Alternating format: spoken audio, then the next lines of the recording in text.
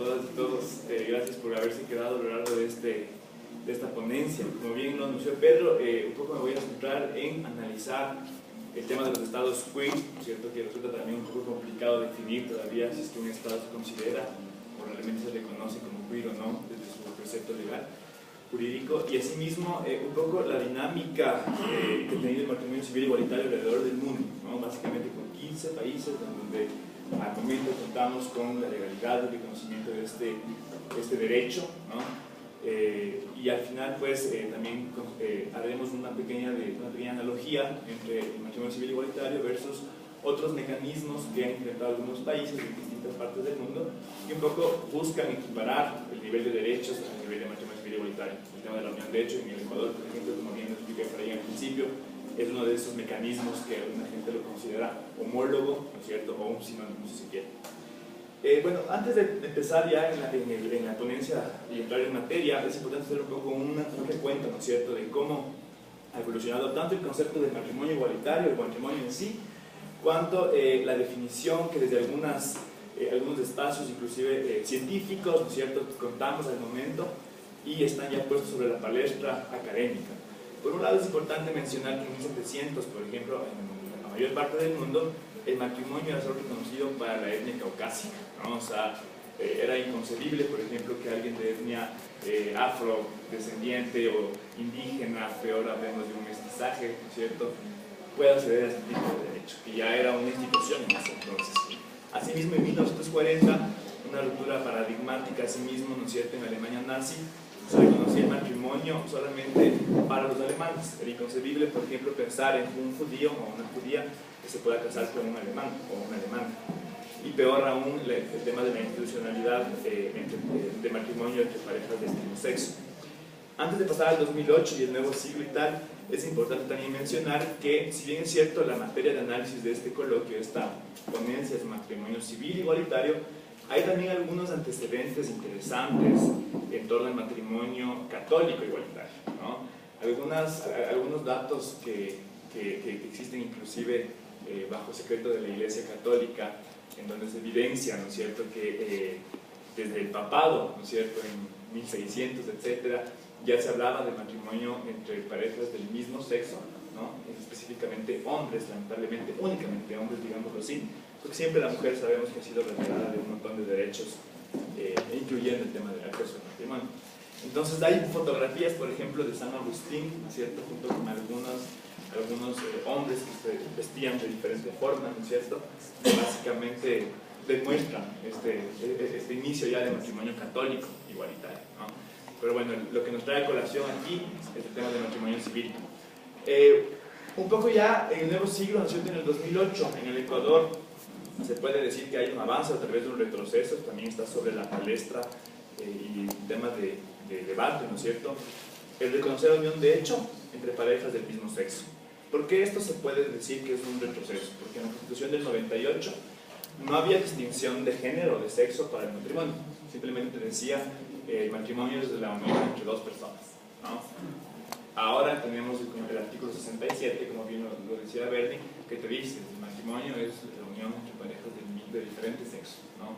Y la unión de hecho sí es sin distinción de sexo. Entonces es un avance, es un retroceso, podemos debatirlo y conversarlo al final.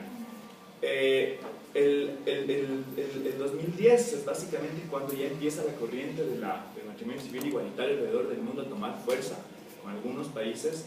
Vamos a ver después ya una lista muy detallada de en dónde, cuándo y cómo básicamente esos países adoptan esto a nivel ya de jurisprudencia como un derecho reconocido.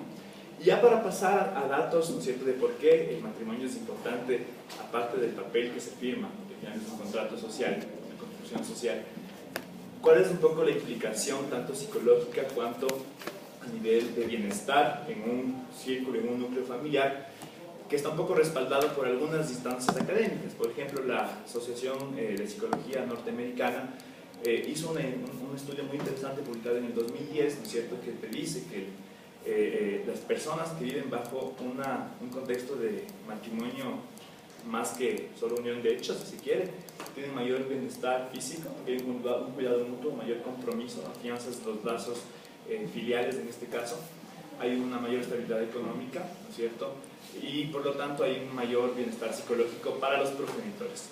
En este caso también los hijos que se crían dentro de estas esferas o núcleos familiares tienen un mayor beneficio por un índice de más seguridad, si se quiere, al tener padres y progenitores un poco más afianzados en sus compromisos. Asimismo podríamos hablar de temas un poco más subjetivos, como el tema del cuidado de pareja, la planificación del patrimonio conjunto, la ciudadanía que te da también el matrimonio por adherencia, si quieres, ¿no es cierto? Y así los beneficios fiscales, ¿no? Los impuestos y todo lo que viene de este tema. Un poco ya entrando a analizar en qué países estamos y contamos al momento con el matrimonio civil igualitario como institución, he querido empezar por la región, Latinoamérica. Tenemos al momento 3 países, ¿no es cierto?, dentro de Latinoamérica en donde ya se cuenta con el matrimonio civil igualitario, básicamente Uruguay y Brasil en el año anterior, ¿sí?, y Argentina en el 2010, uno de los primeros países en aprobar el matrimonio civil igualitario argentino.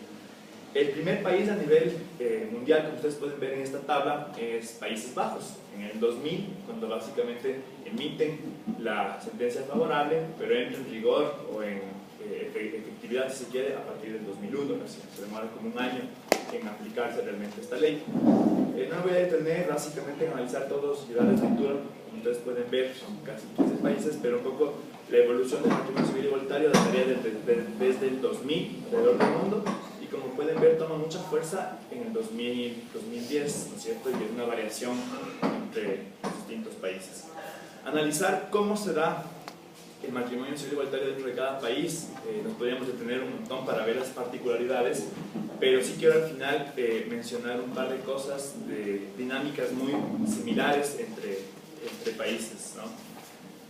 Es necesario también mencionar, ya que tengo solo 5 minutos, se va el tiempo volando, que hay algunos países en donde tienen la dinámica de organización o organización social o planificación regional, basada en los distritos. Por ejemplo, México tiene algunos distritos en donde el matrimonio sí está reconocido, ¿cierto?, para parejas del mismo sexo.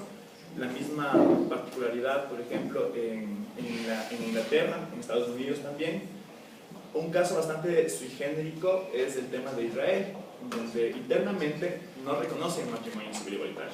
Es decir, no van a pasar nunca a la ley en Israel por toda la confrontación que existe y un poco las dinámicas complicadas, que no hay todavía esta división entre religión y ley, ¿no?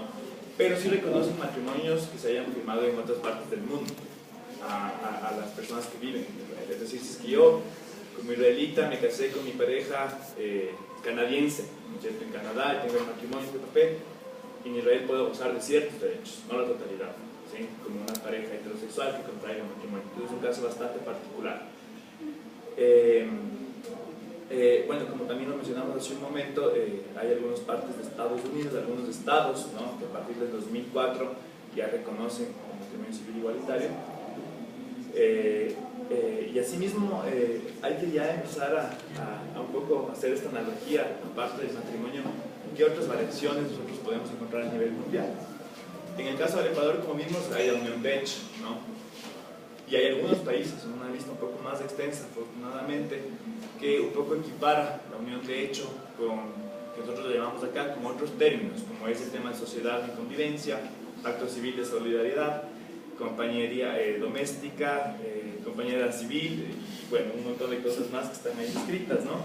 Entonces vemos que hay una gama bastante interesante de cómo cada país va sentando jurisprudencia, ¿no es cierto?, a través del reconocimiento de leyes, pero que todavía dista mucho de lo que te puede dar el matrimonio como tal, como institución, ¿no?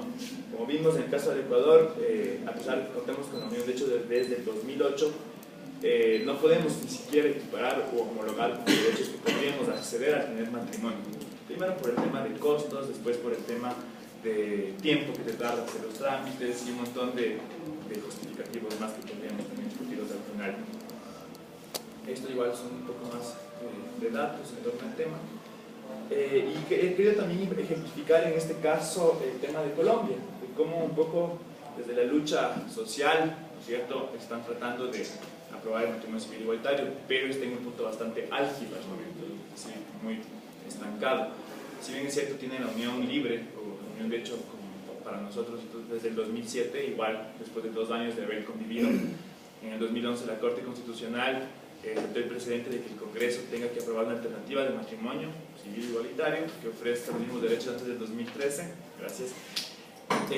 Sin embargo, las protecciones o las acciones posteriores a esta iniciativa dada en el anterior año han sido bastante precarias todavía, muy poco aceptables, ¿no es cierto? Una réplica a mi caso ecuatoriano.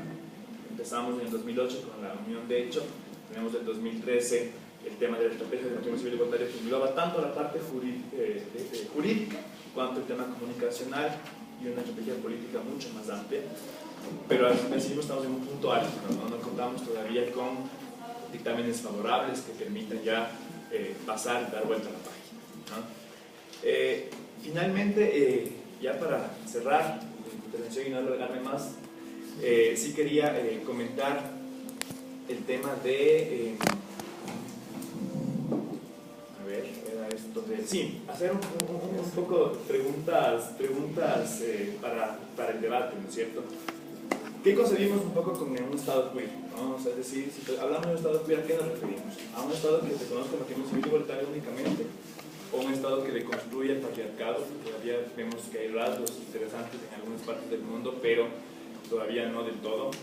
Un Estado que acepte la teoría de las diversidades y no tenga que un poco encasillarlas en base o en torno a las orientaciones sexogenéricas, las diversidades sexogenéricas, ¿no? Un Estado que aborde el tema de masculinidades y feminidades con mucha fuerza, ¿no? ¿A qué nos referimos con un Estado queer? Básicamente eso. Y finalmente, también mencionar, ¿no es cierto?, que la estrategia que un poco la hemos implementado acá ha sido también retomada de otras partes del mundo, ¿sí?, en donde se ha implementado el matrimonio civil igualitario a través de la lucha social, del activismo, ¿no? Que, como decía Bernarda, no nos corresponde únicamente a los LGBTI, sino a la sociedad que busca una sociedad, un Estado más justo, equitativo. Sin embargo, queremos también poner sobre la mesa el hecho de si la estrategia ha sido bien abordada, cómo lo ven desde fuera, ¿no es cierto? ¿Creen que es correcto cómo se ha venido realizando, etcétera?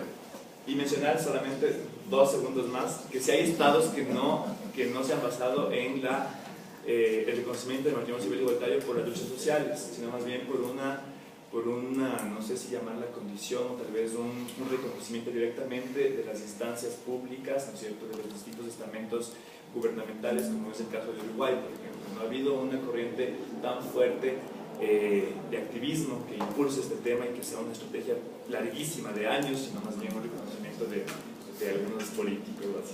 Gracias.